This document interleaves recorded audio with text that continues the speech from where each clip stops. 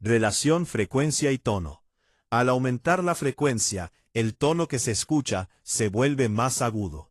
Esto se debe a que la frecuencia es la característica física de la onda sonora que determina la altura o tono del sonido. Una mayor frecuencia significa que las ondas vibran más rápidamente. 2. Relación amplitud e intensidad.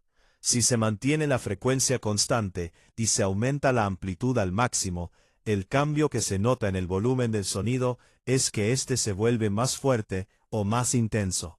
La amplitud de una onda sonora está directamente relacionada con la intensidad o el volumen del sonido. Este cambio se refleja en la intensidad del color de las ondas en la pantalla.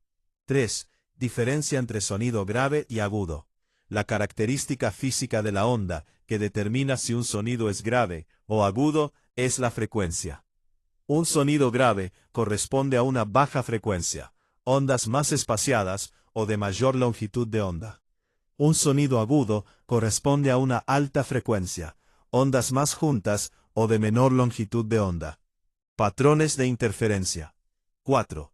Al observar la zona donde se cruzan las ondas de ambos altavoces, las zonas donde el color es más intenso representan interferencia constructiva.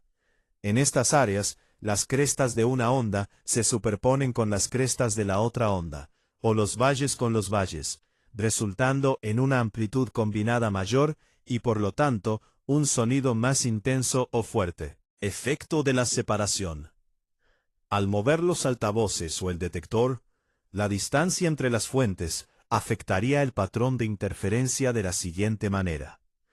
Si la distancia entre las fuentes cambia, la forma en que las ondas se superponen también cambia. Si los altavoces se acercan o se alejan, el patrón de interferencia se volvería más complejo o más denso, con más líneas de interferencia constructiva y destructiva, si la separación es grande en relación con la longitud de onda, o más simple si la separación es muy pequeña.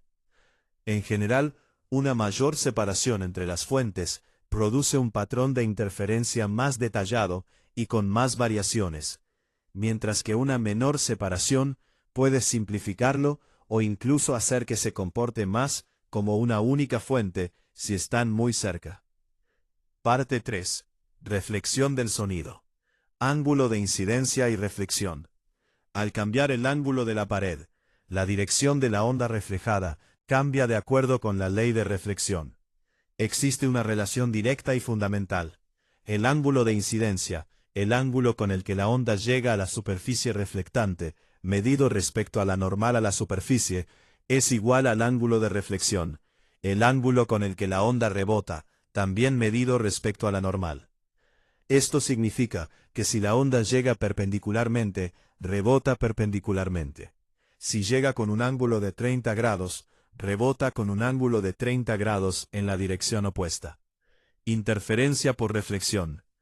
Cuando la onda que va hacia la pared se cruza con la onda que ya rebotó, se produce un fenómeno de interferencia. En esta zona de encuentro, las ondas se superponen, creando un patrón visual que puede mostrar zonas de interferencia constructiva, donde las amplitudes se suman, resultando en mayor intensidad, y zonas de interferencia destructiva, donde las amplitudes se restan, resultando en menor intensidad o cancelación. Este patrón visual puede parecer una serie de ondas estacionarias o un efecto de ondas cruzadas, con puntos brillantes y oscuros, dependiendo de la fase relativa de las ondas incidentes y reflejadas. Aplicación real, eco y reverberación. Si se aleja la pared lo más posible del emisor, el fenómeno acústico de la vida real que se estaría simulando es el eco. El eco ocurre cuando el sonido reflejado llega al oyente con un retardo perceptible después del sonido directo, generalmente porque la distancia a la superficie reflectante es lo suficientemente grande, más de 17 metros, para que el oído humano lo distinga claramente del sonido original. En espacios abiertos o muy grandes, el sonido se comporta de forma distinta que en habitaciones pequeñas, debido a la reflexión y la atenuación. En espacios abiertos o muy grandes, el sonido tiene más espacio para propagarse y dispersarse, y las reflexiones tardan más en regresar o se disipan antes de ser percibidas, lo que favorece la aparición de ecos. La atenuación por distancia es más notoria. En habitaciones pequeñas, las reflexiones ocurren muy rápidamente, y desde múltiples superficies cercanas, superponiéndose con el sonido directo y entre sí. Esto crea el fenómeno de la reverberación, que es una prolongación del sonido, debido a múltiples reflexiones que llegan al oyente en un corto intervalo de tiempo, haciendo que el sonido parezca más lleno o resonante, pero también menos claro si es excesiva. Parte 4. Densidad del aire en la caja. 10. Densidad del aire en la caja. Al observar el comportamiento de las partículas dentro de la caja del simulador, se nota que el sonido no desplaza el aire de un extremo a otro, sino que genera variaciones locales de presión. La presión del aire cambia en relación con la densidad en la caja de la siguiente manera. En las zonas de compresión de la onda sonora, las partículas de aire están más juntas, lo que significa que la densidad del aire aumenta, y consecuentemente la presión del aire también aumenta. En las zonas de rarefacción, las partículas de aire están más separadas, lo que significa que la densidad del aire disminuye, y por lo tanto, la presión del aire también disminuye. El sonido se ve afectado por estos cambios de densidad y presión, porque el sonido es, precisamente, una onda de presión que se propaga a través de un medio. La velocidad y la forma en que el sonido viaja dependen de las propiedades del medio, incluyendo su densidad y compresibilidad. Si la densidad del aire en la caja fuera uniforme y constante, el sonido se propagaría de manera más predecible. Las variaciones locales de densidad y presión son la esencia de la propagación del sonido en un gas. Parte 5. Análisis crítico. El experimento de Bart Simpson. Pregunta.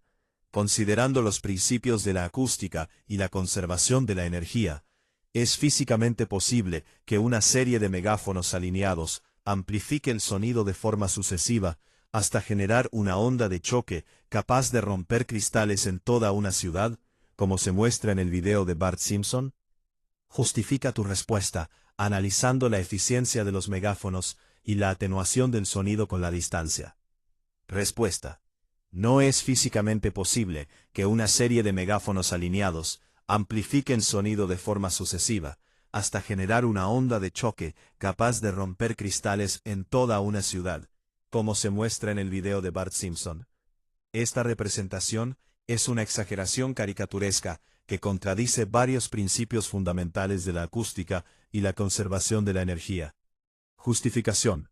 1. Eficiencia de los megáfonos. Los megáfonos, ya sean acústicos o electrónicos, no son 100% eficientes. Cada megáfono convierte energía eléctrica, en el caso de los electrónicos, o mecánica en los acústicos, en energía sonora, pero siempre hay pérdidas significativas en forma de calor y otras ineficiencias. Un megáfono no puede crear más energía sonora de la que recibe. Apilar megáfonos no suma su potencia de manera lineal e ilimitada para producir una amplificación infinita. En el mejor de los casos, la energía sonora se dispersaría y se perdería en cada etapa de la amplificación sucesiva.